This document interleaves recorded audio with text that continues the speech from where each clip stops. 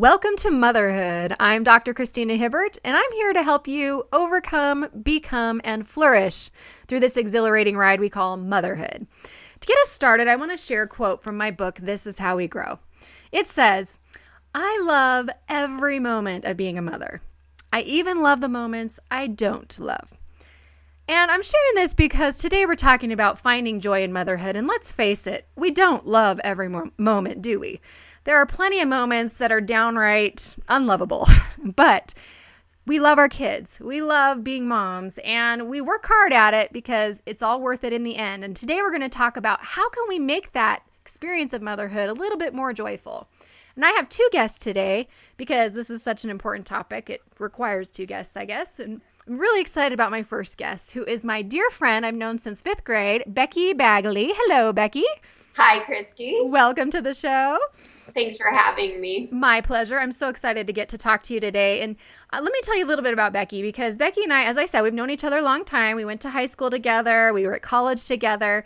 We kind of lost track of each other when we both got married and started having kids. Becky has 6 kids as well. She will tell you a little bit about her experience and her family in a few minutes. And Becky graduated from BYU with a degree in English. And later on, we reconnected because I knew that Becky was awesome in English, and I hired her to be my editor for This Is How We Grow. And then she also has helped me with my other book, Who Am I Without You? And with my new book that I'm working on, 8 Keys to Mental Health Through Exercise. So it's been really fun because we gotten to share this time together, work together, and reconnect and share all these experiences we've had as moms, because we really haven't been able to connect all these years. And then all of a sudden we're in this crazy ride. We got teenagers and young kids. And anyway, it's been really fun reconnecting. And Becky also is a crossing guard for her children's school. Yes, She'll tell you, she loves it. She's really good at it. And she's going to tell you a little bit about how that came to be. And also she teaches cooking classes for her children and other children in the neighborhood and in her community. And she's just one of the most happy people I've ever known. And I always call her my cheerleader, because she's really one of these people that just naturally is happy for you and happy for other people, and joys in your successes. And she just exudes that kind of happy, joyful attitude. And you'll hear that as you listen to her today. Right, Becky? Thank you. Oh, you're welcome.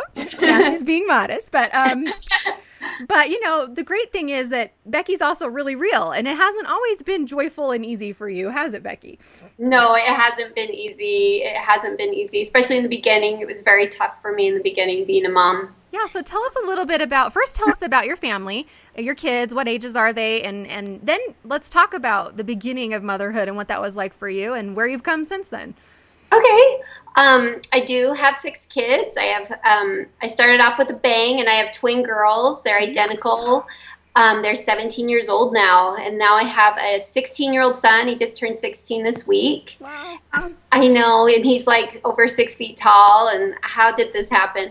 I have a 12-year-old son, and his name's Sam. I have a 8-year-old daughter, Sophie, and a 6-year-old Charlie. Yay. Quite a full house, right? Yes. Keeps you busy. Yeah, it keeps you very busy. But Maddie and Savannah were my twins. And when I first had these little babies presented to me, I wanted to be good at it, and I wanted to be a good mom. And I certainly had all the heart in the world trying, but I didn't have the skills to back up the heart at all. And so it was really challenging in the beginning to do something every day that you knew you weren't good at yet. Oh, that's a good way to put it. I think a lot of moms can relate to that, because, we don't really have any knowledge of really what it's like till we're thrown into motherhood. And you had 2 babies at once. I did. And every other time in my life when I would get into something and realize you're not very good at this, I could quit. And there were plenty of things that I was good at, and so I could just stick with the things that I was really good at. Yeah. But I didn't feel like I was very naturally good with the babies, and they were also overwhelming, and I had postpartum issues and all sorts of other things going into that. But it was one of the first times in my life where I was like, I can't just quit on these children, obviously. I mean, I have to stick this through, and I have to grow. I have to change. And when you're thick in it, especially when you're postpartum, Yeah. that's way more easier said than done. Mm-hmm. But Do you feel like, I mean, you seem like I've known you for a long time. You always seem like just a naturally happy person. Did you feel like, I mean, how was that going into motherhood, feeling like you right, were, it felt like an identity crisis. It was like yeah. I was nice, but I don't feel nice anymore, and I don't feel confident anymore, and I don't feel like myself. Mm-hmm. And so that was really, really challenging to work through, feeling crying all the time, weepy, and to just feel like I suck at being a mom. That's Yeah. a really hard feeling to feel because you're like, well, I've got these babies. What do I do with them? I can't quit. I have to get good at this over time. So Right. And you always wanted to be a mom. I mean, that was I something you were really did always looking want forward to to. be a mom. Mm-hmm. And so what do? You try to get good at it, put what one step in front of the other every single day where you're at, Mm-hmm. and they grow and you grow, and you do get better at it here and there. But you had some, you just kind of said you had some postpartum depression and there was some other stuff going on that you had to really overcome first, probably, huh? right, and it was back in the day when people weren't talking about that as much, and so I had to try and figure out what was going on with my emotions, what was going on with my mojo, so to speak, because I was feeling so yucky and ornery and unhappy. Mm-hmm. Quite the opposite of feeling joyful. Right. I still was trying to find joy every day, and we would do regular things with the children, because then when the girls were 19 months old, I had another baby. Right. So I had my son show up right on the tail end. And so I was really deep in baby land. Yep. And we would do like the regular things, like, we'd go to the library. We had a garden. I used to play outside with the kids and crafts and that kind of thing. But it was also a time where I felt pretty crazy. So those were challenging times. Yes. Challenging times. So what helped you overcome the crazy feeling that we can all relate to? We've all had that, especially if we've been through postpartum stuff. How'd you get through that? Well, I would just have like little lessons along the way. I guess I could say, like, I remember one time we were really late to get somewhere, and I felt like I was constantly late. And I had negative thoughts about myself when those types of things would happen, like, oh, why can't you get your act together? You're always so late, and I struggled with negative thoughts during those early years. Oh, yeah. And I had kind of an epiphany one time while we were driving somewhere and we were late, and it was like, it's not about being on time, it's about being happy when you get there. And it was almost like a little like mini revelation to me. I was like, oh, okay, so I should just relax a little bit? Is that what you're telling me? I need to relax a little bit and enjoy the ride? So things like that when they were little really helped me to change my attitude, change my perspective, and not worry so much about being on time, but being happy through the process of getting there. Well, and then to be able to have more positive thoughts towards yourself as a mom, I'm guessing, as a result, because you're taking the pressure off yourself, You're not thinking you're a bad mom for being late. You're just trying to be happy when you get there, and that kind of takes the pressure off and helps you be happy, I'm guessing. Yeah, absolutely. And I've told you this before, but by the time my fourth son came, and I really didn't want to go into crazy mom mode again because I'd been postpartum, and I was afraid that was coming on again. And I wrote down on this note card, I wrote down, I'm a strong and capable woman. And it felt like a lie for me to say that out loud. I could hardly even say it, but I made myself say it. It was like a mantra, I guess, but I made myself say, I'm a strong and capable woman a couple times every day because that's who I wanted to be. And that little thing honestly did help me with a lot of other things to overcome some of those negative thoughts and negative feelings and move from an unhappy place to a really happy, joyful person. Right. So you figured out who you wanted to be, and then you had to just remind yourself of that over and over until you really believed it. Right. Little steps. I love that. So, okay. So was there a point that you can think of where things kind of changed for you, where you really began to feel more like a joyful mom rather than a mom who's sort of doing that fake it? You just a minute ago before we started recording said fake it till you make it, that whole idea. I'm sure you were feeling some of that when you were first starting out with being a mom, faking till you make being joyful, right? But now you feel like you really are a joyful mom. You really do find joy in it. So was there a time when that shifted for Okay, you? the story that comes to mind is, it sounds so simple, but it was also one of those light bulb moments. I had a friend, this was when I had 4 kids and my youngest was just a baby. So my oldest were 4 or 5 and then a 3-year-old and a baby. Mm-hmm. And she was talking about her own children, and she was talking about her 2-year-old, and she said, she's still in that phase where a kiss makes everything all better. Mm-hmm. And I was like, are you kidding me? Like, there's a phase for this? How come somebody didn't tell me there's a phase for this where a kiss makes everything all better? Aww. And so I started trying to apply that kind of principle of a little attention and a little kiss and a little love when things aren't going well, right at the beginning of things not going well with your child. Mm-hmm. And it works like a miracle. It works like a dream, and the phase lasts for years, people. Like, the phase is a really long phase. Like, you can do that with your 5-year-old, your 6-year-old, your 7-year-old. And so when they're little, a little attention and a little love when things aren't going well for the child, really, it just works like magic. And so once I kind of started trying to apply that to how I parented, it made everything so much better. That's such a great tip. I love that. I haven't thought of it in that way, but you're right. I think it might even work for teenagers, I think. Yeah, I'm telling you, this is like the magic tip. It works amazing. Okay, I'm totally using that one. Okay. It's true, because we all want to feel loved. We all want to feel like, we're not in trouble, but that someone cares and that they're listening, and that's great advice. See, Becky, you have so much wisdom to share. I'm so glad I have you here today. So great. So tell us a little bit about your life right now.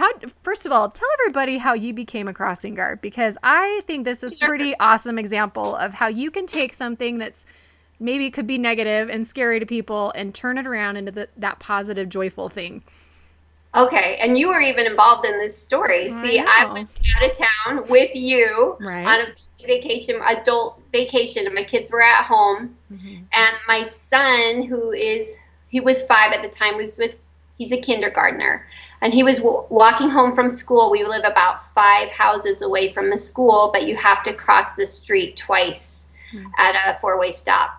And he was with his 6th grade brother and his 2nd grade sister.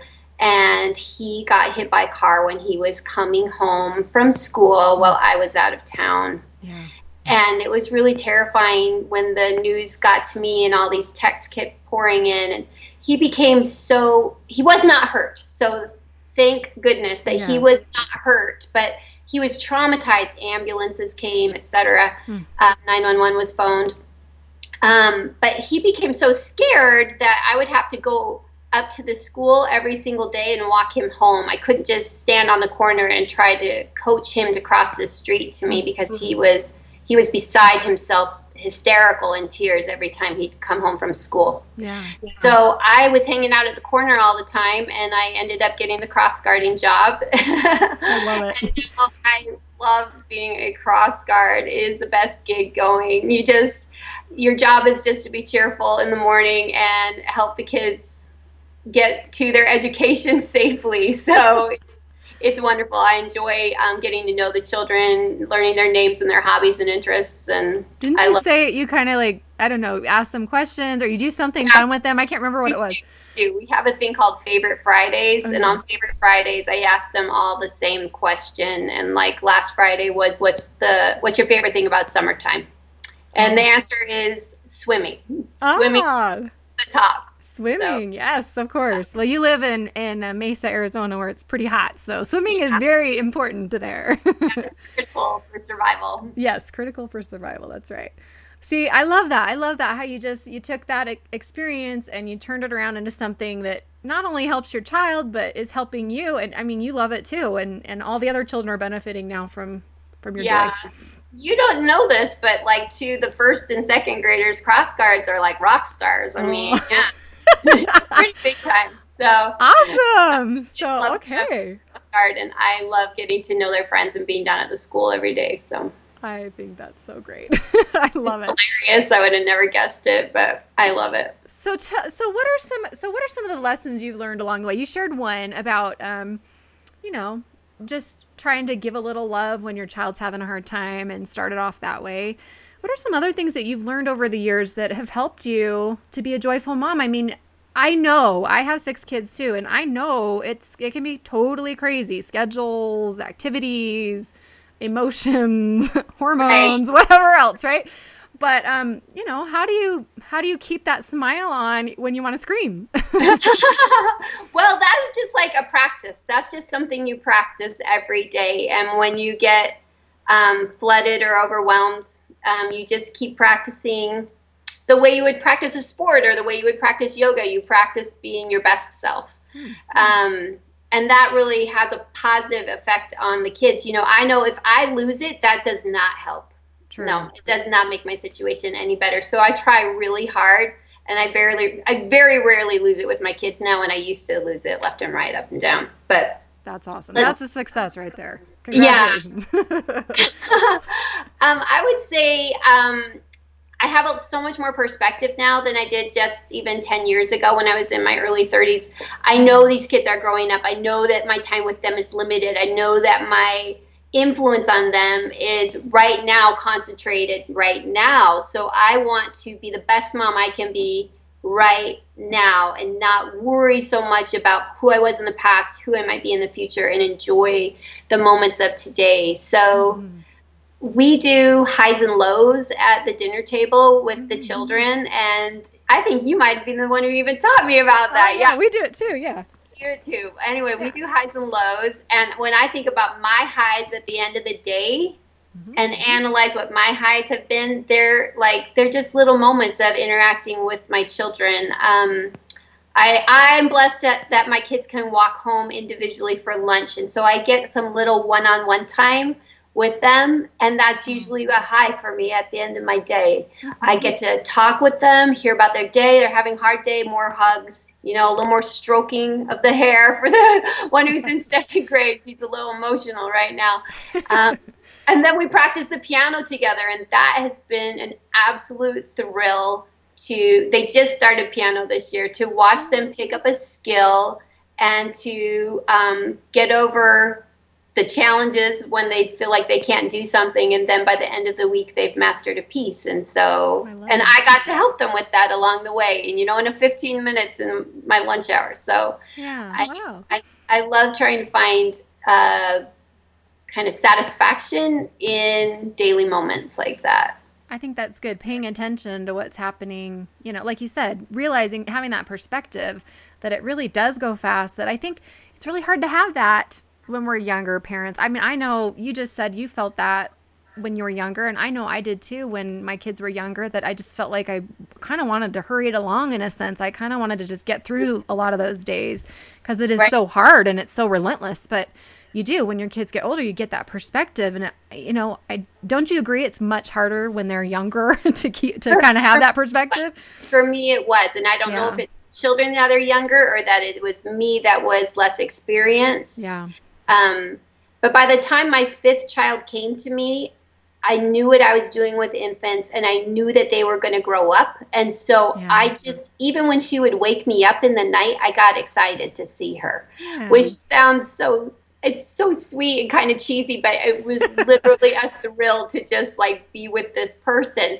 And so as you start to see them not just as a chore or a must do, I have to take care of this kid. Right.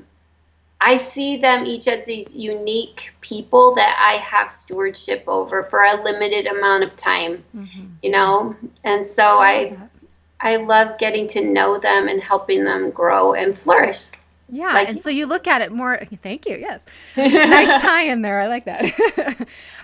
You look at them. You're really focusing on your relationship with them and getting to know them as human beings, and not, like you say, just taking care of them, washing their hair, feeding them, all those other tasks. Right. Yeah, which I love, because I've often said I love being a mom, but I don't love the job of being a mom. I don't always love the cleaning and the cooking and the driving and the da-da-da-da-da. But I think you're right. I think as we shift our perspective from the job part of it to the relationship part of it, to the getting to know them, to the loving them part of it, that can make such a difference in how we feel about being a mom. Right. And that can make the other parts that you don't like so much more joyful too. if you don't love cooking dinner, but you love the relationship aspect of eating dinner together, then that'll motivate you to create a meal, whether it's even buying a meal and bringing it to a table, but trying to create that culture every day around that dinner table where we're connected. Yeah, I love that. And that's slipping away in our culture, which I think Oh, is yes. such a shame. Family dinner is a dying art, but it is not going to die at my house on my watch because I am serious about making my family sit down and we are going to do highs and lows at the dinner table. So, and it doesn't happen every night, but it happens enough that they will remember it when they grow up as part of their family culture. Amen, sister. I'm with you on that one. I think it's really hard to get them together when they get older and they're gone and they're at jobs and activities and stuff, but it's so worth it. So worth it. Hopefully we all can try to have some of that family time like you're trying to do. One thing that you talked about, and I kind of want to go back to it for a minute, is how you overcame those negative thoughts. Because wouldn't you agree that that's really, it does come down to our thoughts, doesn't it? I mean, it really comes... if we want to be joyful, it really comes down to what's in our head that's making us creating our feelings and sort of contributing to how we feel. So, can you share any thoughts on how to, what do you suggest for other people to overcome those negative thoughts? Or first of all, what do you think are some of the common negative thoughts that a lot of moms feel? I know, it's just that I'm not good enough. I'm not doing a good enough job. I'm messing up my kid. Why am I always making mistakes? That kind of bad spiral. And then that will come out as you talk to the child, and then your child starts to feel that way frequently. Yeah. You want to break that cycle somehow. Yeah. And what I found was being aware of my thoughts and trying to even fight my bad thoughts by telling them, no, I'm a good mom. I am a strong, capable woman. You mean nasty little thought, go away. Yes. But then I also worked a lot, especially when my kids were little, we're talking 2, 3 years old. I worked a lot on my tone of voice with them. And I found that I could catch myself at the end of a phrase. If I sounded like at the beginning I was going to start to sound kind of mean or edgy or even sarcastic. Who wants to be sarcastic with a 2-year-old? But I guess I might have been. And right. you can take that tone of voice up at the end of your sentence. So if you catch yourself mid-sentence and bring your tone of voice up to a happy place at the end of the sentence, the whole sentence can sound nice. Oh, so give us an example. I love this. Okay. Let me think of something you could say. You can say, what are you doing over there?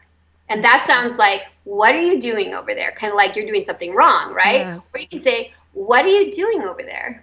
And you caught yourself mid-sentence, and you take that tone of voice up at the end, and that it changes their reaction to you because you don't sound mean anymore. Right. You even smiled at the end when you say that. You can't help but sort of, what are you doing over there?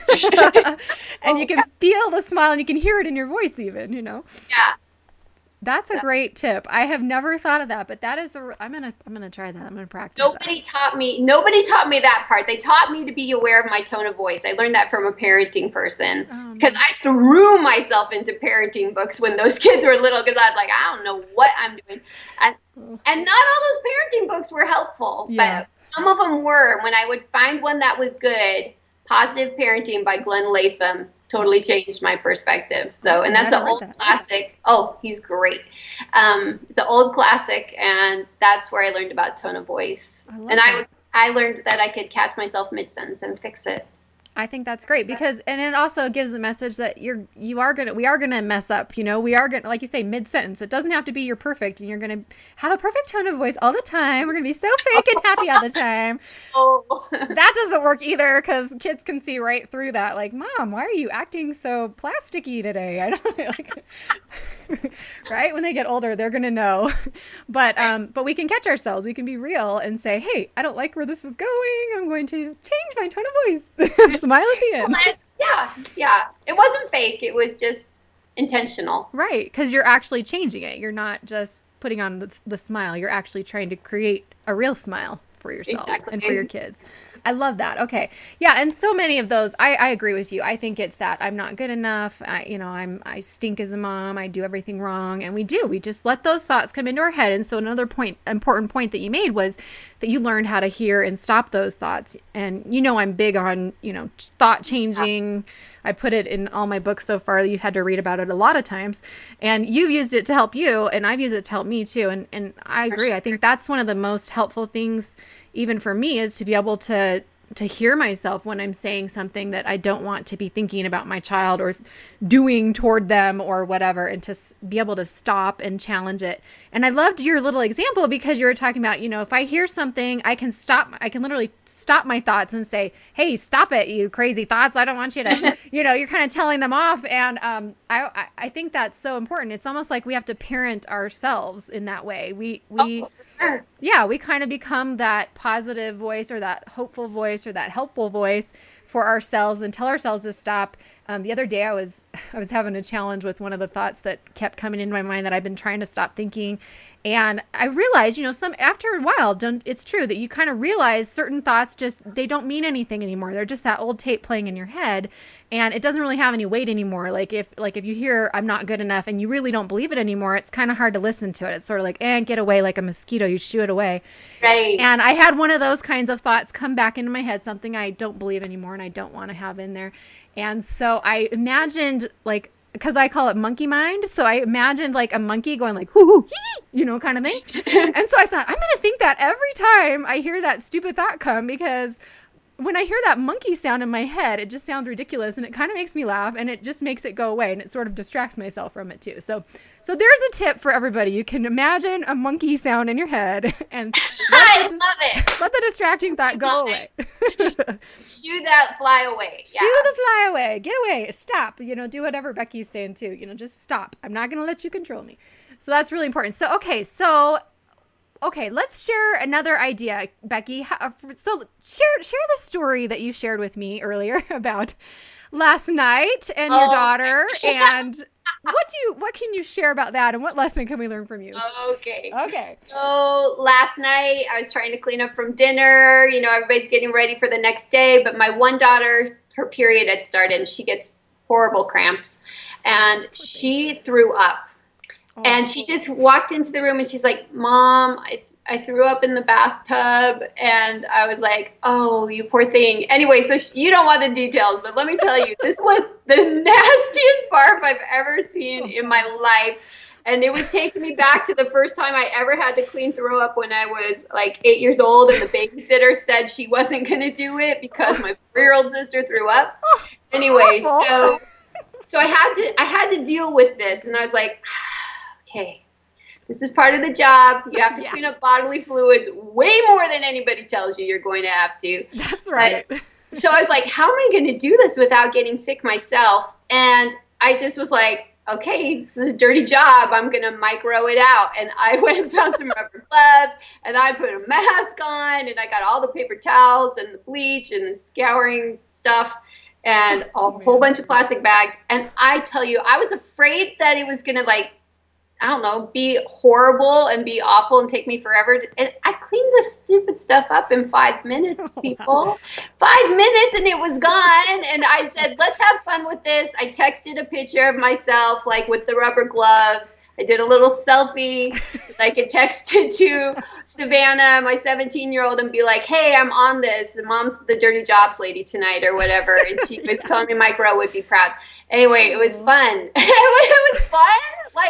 Made it into a hilarious moment because I was able to laugh at it and get her done. So, yeah. Wow. Now, I'm impressed to turn cleaning up barf into a fun job.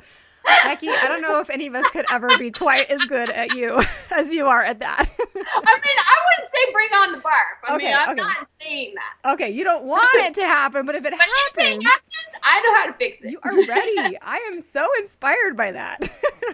But you're so true. It's so true. It's like laughing, we're laughing right now and we feel so good because we're laughing. And I'm sure everybody listening is going to be laughing because they can all relate to cleaning up barf and how disgusting it is.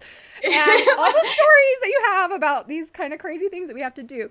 But yet, when you could do it with a smile and a laugh and laugh your way through it, and it's always going to make for a great story later, isn't it? So going to make for a great story later. We And can I was remind able to help ourselves. her out while she was sick. So, I what? love it. I love it. Okay, so in our last few minutes, last minute or so here, Becky, what do you think is the one thing you would want moms to know about finding joy in motherhood? If there's one thing that you wish they could all know, what would you want to share? You have to practice. Oh, You have to practice every day to find the joy. And it's honestly cliche, but it's going to be those little things. It's going to be the little things, mm-hmm. having lunch with your child, going for a walk outside when the weather's beautiful, or just being kind when it feels easier to lose your cool. But that's where you will find so much joy. That's right. Joy is in the moments, right? For reals, it is.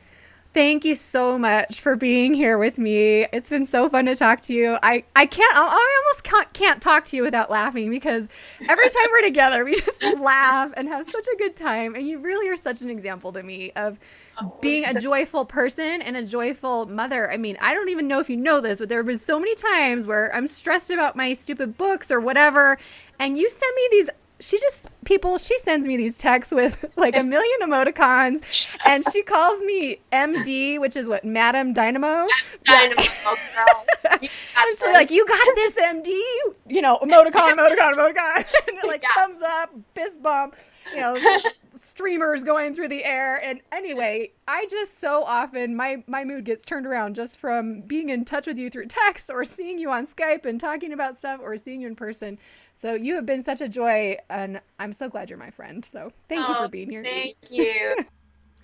Wasn't it fun talking with Becky about joy in motherhood? Becky sure is a good example of that. And we're going to kind of shift gears now with our next guest because Becky gave us the mom's perspective on finding joy in motherhood. And now we're going to kind of shift gears and look at the perspective of a mental health provider. So we've got Jessica Fowler with us. Jessica, welcome to the show. Hi. Hi. So glad to have you today. Before we get talking, I want to share a little bit about you with our listeners. Jessica is a licensed clinical social. Oh, okay. Let me start over. Licensed clinical social worker. Sorry, I usually can say that appropriately, Jessica. I apologize. And she works in private practice, so she does see clients and helps them make change in their lives. And Jessica's also is a mom. She has 2 kids, 2 little ones. She'll tell us about them in just a minute.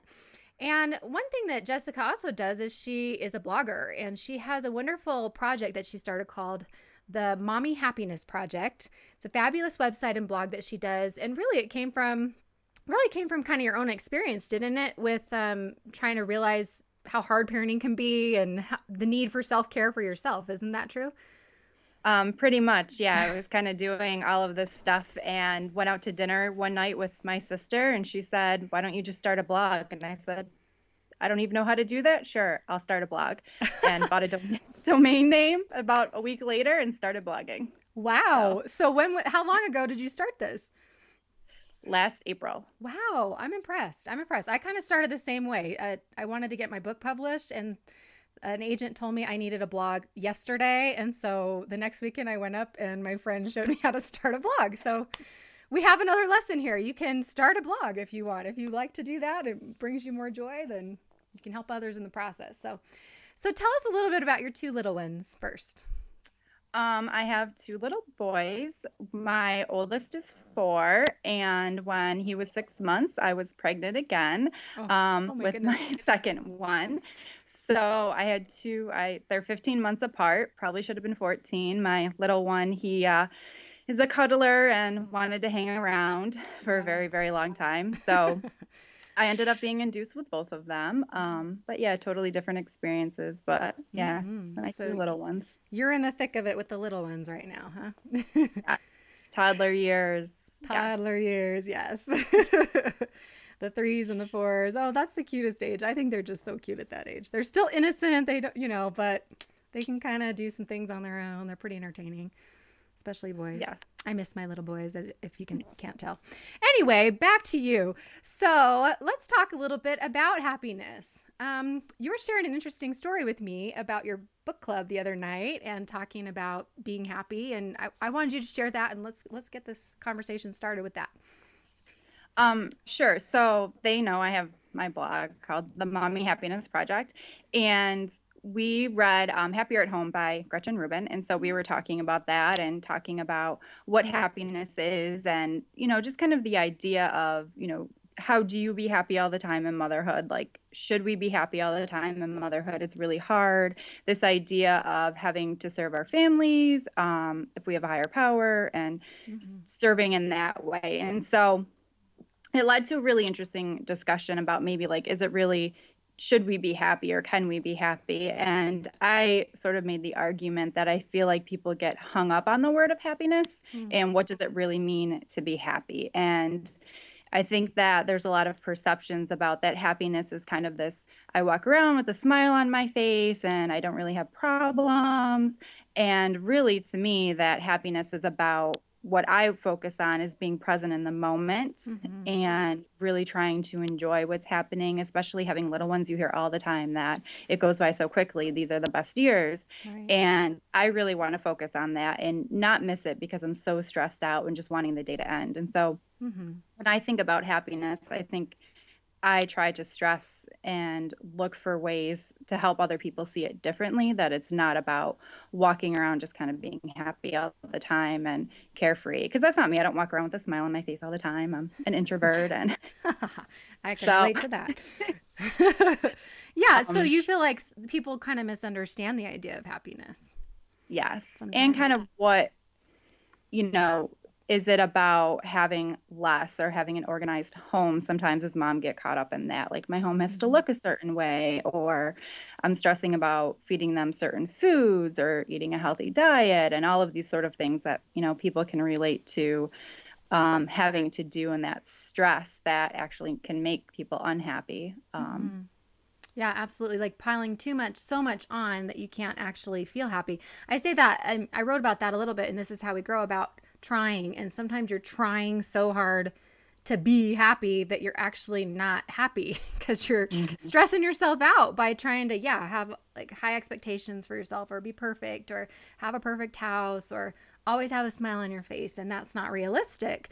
So it sounds like what you're saying, and I agree with, is that, happiness isn't about that. It's really about that joy that we can feel inside, or we can look for in every moment, even if we don't necessarily have a smile on our face. Absolutely. I agree with that. Yeah.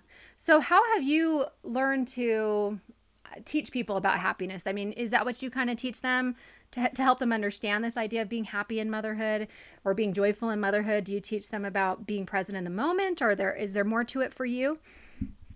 Kind of both. I stress a lot about self-care. That's kind of where the Mommy Happiness Project came from, because I just started making all these changes. One day I was like, sort of that fog lifts when my son was about 11 months old. And I was like, all right, I have to do something different. I have a 2-year-old and a 1-year-old almost, like I need to do something different. And so being a therapist, I don't know, every job I've had, there's everywhere, self-care for therapists. And you just talk about self-care all the time. And I'd always been taking care of myself. But now I sort of realized, okay, I have to do things differently, because like my self-care before I was a mom was completely different than my self-care now. And so I started taking care of myself, making sure I was sleeping, making sure I was eating healthy. And then I took time to, I picked up sewing. I took a sewing class. Oh, wow. And I was making sure I was reading more and kind of refilling myself, that you talked about last week with Birdie, that refilling the things that I enjoyed. And so what happened one night was my sister was like, we went out to dinner with a friend, and she was like, how do you do this? How do you have all this time? And I was like, I make it. I force myself to do these things for myself. And so she was like, write a blog about it. So I started to blog, which was another form of self-care, kind of writing and expressing myself. And as a therapist, one of the things that I teach and talk about a lot is mindfulness and meditation. And so those are things that I practice too, which really, really help being present in the moment and, really thinking to myself, what is happening? How do I engage with my kids and be there and try to, put the phone away, or the dishes this happened today. I just wanted to sweep the floors after lunch. I'm like, pick out some books, and, you pick out your books while I sweep the floor, and then we will read, and, everything will be great. Well, that was not happening. So I had to make a decision, and I was like, all right, here's an example. I can just forget what I'm doing. I'm just going to sit down. And we read some books and it was fine. And they calmed down, and being kind of present there and really getting back to like what really matters, what doesn't really matter. And that mindfulness essentially is being present in the moment. And that moment I had a task, not to say that I always have to drop everything to be present with them, but at that time that worked. So, right. And that's a great tool. So yeah, let's talk a little bit about mindfulness, because you're right. I mean, you probably know as well as I do. You've seen it everywhere. It's kind of a big thing right now, which is good because it's very helpful. yeah. It's a very helpful practice. But I think a lot of people don't fully understand it. Like you said, it's being in the moment. So how would you describe mindfulness to a client, let's say, or help them to learn how to practice mindfulness? One of the first things I kind of talk about is just this idea of being present, how we have all of these thoughts that happen in our mind. So we're either thinking about the past, worrying about the future, and not really enjoying the moment. And what I kind of describe to people sometimes is this idea: do you ever have like a really good conversation with a friend and that like you just felt really connected, or maybe with your husband or something? In those moments, you're fully present because you're really engaged with each other and being there. You're not worrying about all these other things. So the goal is to be present. And so thinking about that with your kids, relating that to your kids. But a way to practice that is really the idea of calming your mind. And so I do that a lot with, just for me, one thing that I learned is sitting in silence. Yes. And that's like a luxury when you're a mom, right? So when both my kids would nap, yes. That lasted for a few months, I would take for a couple of minutes and I would do deep breathing and I would sit in silence. There's a lot of great apps now that you can download on your phone and use, but deep breathing, definitely deep, the diaphragmatic, Yes. big difference to kind of learn how to do this. One other way that I teach this is that idea that when you have those thoughts in your head, it's just to not sit there and think about them over and over. So kind of just file them away or dump them, notice them, let them go. That idea can help with learning how to practice this. But you have to practice it every day. Yeah. It's not that you just sort of like pick up and, okay, I'm going to do it now because my kid is screaming, so I'm going to go in the bathroom and I'm going to do my deep breathing. Like, you have to practice it when you're not stressed out. Exactly. So then when you are stressed out, you can use it. And I'm with you. I think deep breathing is a wonderful tool. One of the best things I've certainly learned as a mother to help me calm down and get through those moments, and also to kind of just center yourself and realize it's not as bad as you think, or maybe even it's better, like there's a joyful part to this moment that we can find when we kind of calm ourselves down. I actually have a video for anybody who's interested on my YouTube channel about how to do deep breathing. So if you want to learn more about that, you can check that out. But yeah, I'm with you. Calming ourselves down and finding that still moment. It's so hard to find that. I mean, what have you been able? I remember, I have to tell you, I had this one moment when I was trying to learn how to do meditation, I guess. And I remember I was in my room and I was trying to like meditate, and I was trying to do what you're saying, trying to get those thoughts out of my head, or to either watch I can't remember how I was doing at the time, either watching them float by or trying to just kind of let them drop out of my mind. And it was very frustrating because it really is hard, because we really are kind of addicted to thinking, aren't we? I mean, it's hard to slow our mind down and to pay attention. So I was trying to do this several years ago, and my daughter, who was 4 at the time, came in and was like, mom, and she was trying to talk to me. And I'm just like, shh, get out of here. I'm trying to be more spiritual, like I'm trying to get in tune.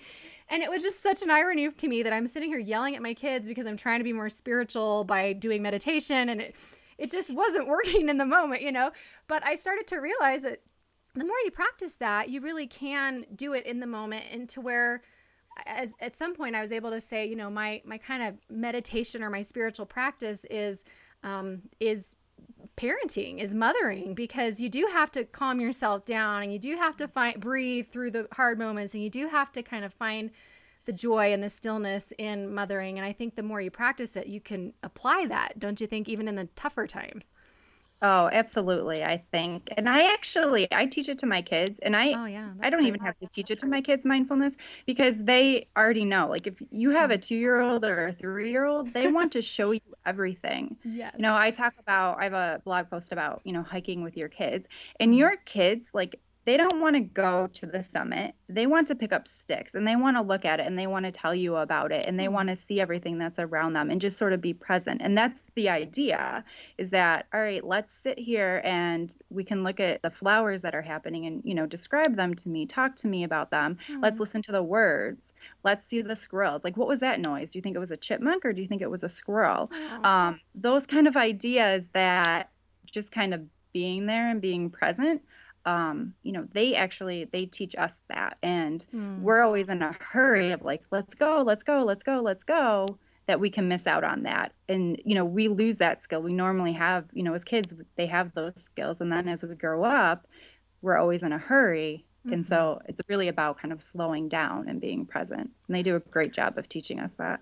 I love that. I think that is a great lesson because you're right. I mean, when I teach mindfulness to my clients that are mostly adults, I teach them things like that, like use all your senses and, go outside and smell Mhm. what you smell and pay attention to what you see. And yet you're sharing an idea of how you can do the same thing with your kids and see through their eyes and let them show you and focus on their level and what they are interested in instead of having that end result goal of getting to the top or being done in a certain time or whatever, just being together.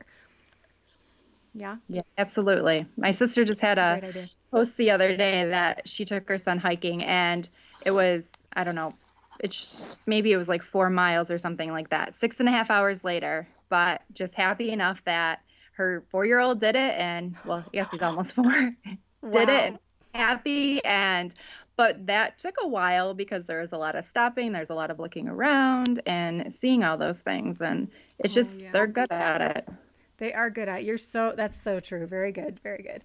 And I don't know, teenagers, you might have to push them a little bit more to be in the moment, but but the little ones, we can learn from them and then remind them when you were little, it used to be totally in the moment. So let's work on that, right? Oh, that's so good. So let's talk about your favorite topic here, self-care, and how that relates to joy in motherhood.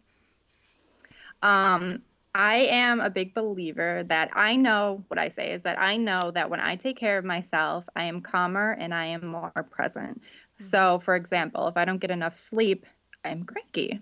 If Yes. I am hungry, my husband would attest to, I am cranky. And these play out in our reactions that if our basic needs are not met, that we are not going to react, or at least I will not react the way that maybe I could if I was not hungry and, Mm-hmm. if I was sleeping. Having dealing with my stress is a big for me. So dealing with that through physical activity. Oh, I yeah. picked up running. That was a big thing for me. Wow. Yeah. So doing those things and then realizing like what are the things that I really like to do for myself. Mm-hmm. And that's been kind of a journey for me and realizing that I like to write, realizing that, I really like to read. Well, I know I like to read, but reading and having enjoyment, those kind of things, but also learning Right. that I need to be accountable. Like I'm in a book club and that really helps me read for joy. You know? Oh, I like So that. I Yeah. with running, if I sign up for a race, I'm going to run. If I don't sign up for a race, I'm probably not going to be running. So I have learned that about myself that I sort of need that accountability. Yeah, that's a good lesson to learn how you work and what's going to make you actually do the things that you know you need to do. Because a lot of us know what we need to do for self care, but we just don't do it. And then there are some of us who maybe really haven't given it much thought. You're not, as I say, you're not even on your own list. You don't even know that you exist practically. You're just taking care of everything else around you. Right. Yeah, absolutely. And then I told you too, I sort of like I call it CBT myself, Yeah. where Well, so explain. I CBT is cognitive behavioral cognitive therapy. Okay, go yes. ahead. For And those who so don't know. it's all about your thoughts and changing your thoughts. And Yeah. so just like you said, we all know that, like getting physical activity is a really great way to reduce stress. So even going for a walk. But so the way that I sort of say it is that I really focus on and telling myself that I want to be less stressed, therefore I need to do this and really um, working on that on kind of a daily basis. What do I need to do? Even in the moment when I'm really frustrated, say to myself, like, is this really worth it? What do I need to do to calm myself down? Take your deep breath. Those kind of things. So I just sort of like, I challenge my thoughts, challenge kind of if I have like a strong emotion, and talk myself through that. Like, okay, what is this really about? How can I, kind of calm down essentially? Right. And I'm a fan of cognitive behavioral therapy techniques too. And I feel like it's one of the most helpful things I've ever learned, to be able to stop and hear what we're thinking. As we were talking about earlier with meditation, we just often don't even pay attention to what our mind just kind of runs away with us. And to hear what our thinking, and then, like you say, to be able to stop and challenge it and to kind of go, do I really want to be thinking this? Do I really believe this? Is this really true? Is this helpful? And to be able to change it if we want. And that's kind of what you're referring to with cognitive behavioral therapy, right? Absolutely. Just changing it, and to know that that doesn't have to take over how I'm now going to react. That just because I had a strong emotion, that I don't have to do what I normally would have done. That's where I think of like yelling, right? That, somebody gets frustrated or angry and then therefore they yell. And so it's that checking in with yourself. Okay, what is this really about? I don't have to have this response. I'm going to talk to myself and challenge that, and I'm going to do something different. And maybe that something different is taking a deep breath. Right. Or not responding in the moment, but it's doing something different, kind of stopping yourself and looking at the thought of what's happening. Right. And that's great, because Becky earlier was just talking about the same thing, that she has to sometimes stop and tell herself, stop thinking that. I don't want to think that. And it's really the same principle. And it's really, it's a very helpful tool. And I actually also have a video on how to do that on my YouTube channel and on my website. So you guys can check that out if anybody wants to learn more about how to do this cognitive behavioral therapy with yourself. You can check that out. So when we look at the changing our thoughts and self-care, so how do you feel that, I mean, obviously you kind of mentioned that taking care of ourselves gives us the ability to focus. It helps our coping skills. It helps us to deal better with life. So what kinds of things do you kind of advise moms through your blog or through your work to use self-care? How do you help them use self-care to create more joy in their motherhood? Yeah, that's what I wanted to ask. I guess my hope is that the idea that it can get better and that you can enjoy the moments, and that, I have a blog post on there about just 5 minutes of self-care, and to see how within those 5 minutes, if you do something for yourself, how that can change your attitude, can change your presence, can change how you're feeling, and see how that can bring more joy to motherhood. This idea of being present brings more joy. I was much more joyful sitting on the couch reading with my kids than I was sweeping the floor. Yes. And it's still not swept, and I left, and it will get done, and it's fine. And so realizing, kind of working on, like, I'm okay with that. Not everyone would be okay with that, and that's fine, but figuring out, what can give a little bit. Yeah. And this idea of slowing down, that it doesn't always have to be the way that it is if you're not happy, or you're not getting the joy out of it. I always think of too, like, quality over quantity. Right. And those moments, that it's okay. Like, even at bedtime, right? When you, like, I just want you to go to bed. Like, if you skip the page in the book, they can't read yet. They don't know, right? Or you don't remember. Right. The idea that, like, it's only a few more minutes, it's going to be okay. And you can enjoy those moments when you let go of some of the other things, the other expectations that we set up for ourselves. Yeah, that's great. And I think the other thing that you kind of said there, but let's make it a little clearer, is to understand what does work for you versus somebody else, and to not have that idea in your head that you're not a good enough mom if you're not reading to your kids, or if you're not keeping your house super spotless, if you're not X, Y, and Z. We all have those ideas in our head. And one person might love read. I'm the same with you. I love reading with my kids, but I was never great at sitting down and playing toys with them. I just, like, it drives me crazy. It's just, I'd much rather take them and, like, let's go for a walk or let's go outside, so but I think we have to let go of that idea that that's what a good mom does. A good mom colors with them, or makes crafts with them, or cooks with them, or whatever.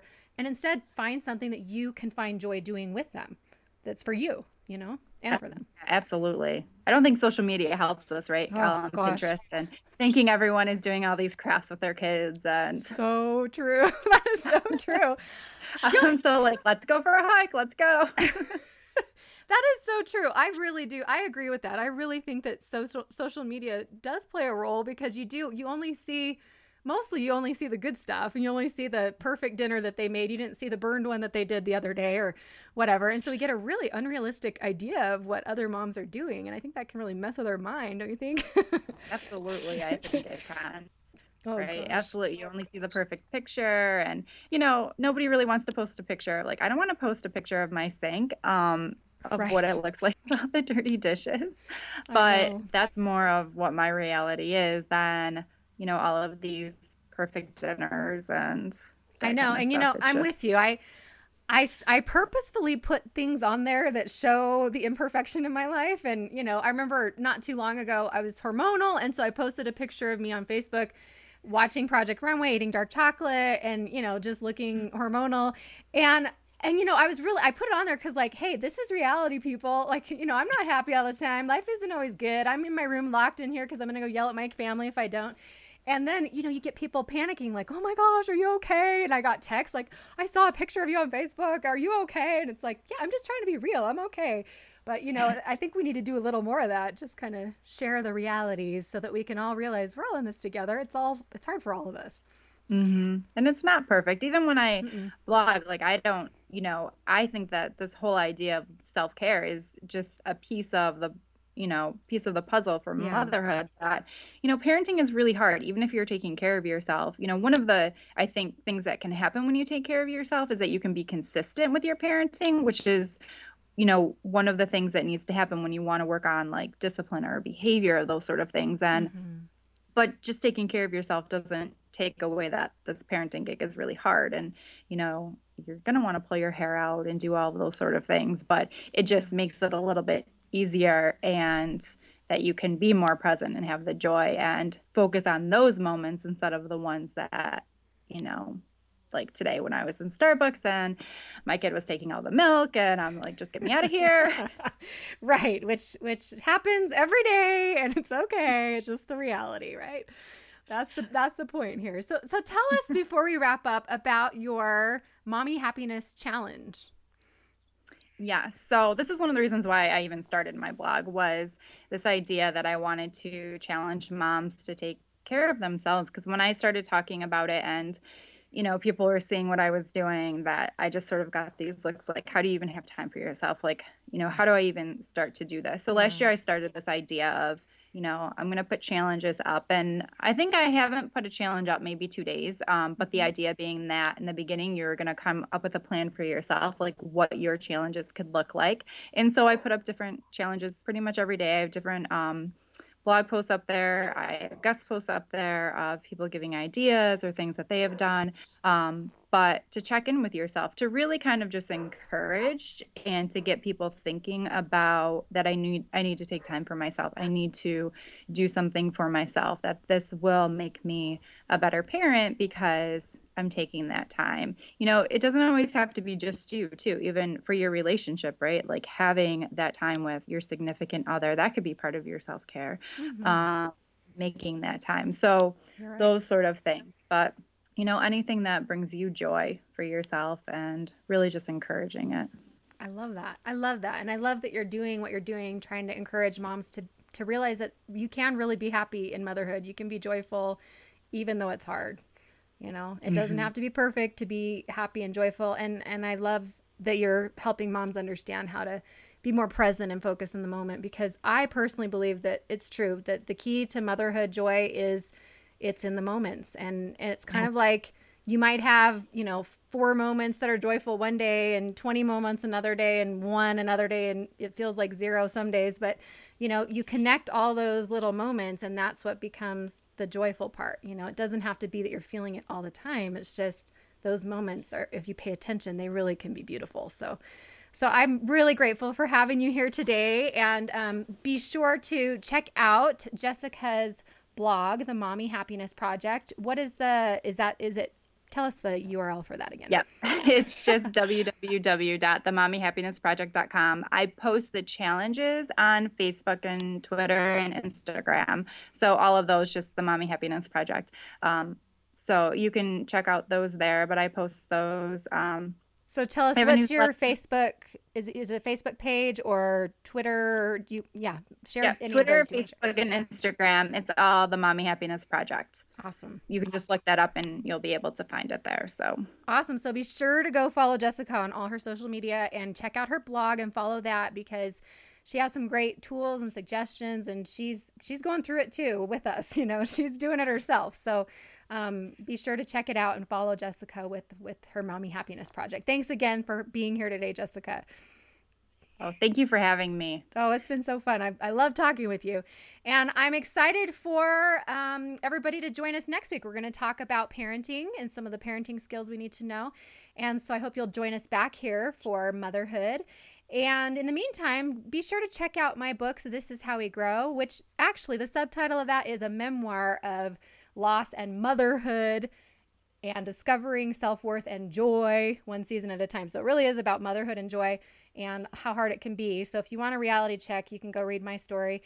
And also my book, Who Am I Without You? Both are available on Amazon.com and BarnesandNoble.com. And then also be sure to check out my website at drchristinahibbert.com for resources and tools, and for my blog, The Psychologist, The Mom and Me, where I'll be blogging about these shows every week, and you can check out more resources to go along with what we talk about. And until then, I hope to see you next time here on Motherhood as we overcome, become, and flourish in this exhilarating ride called motherhood. See you next time, everybody. Bye-bye.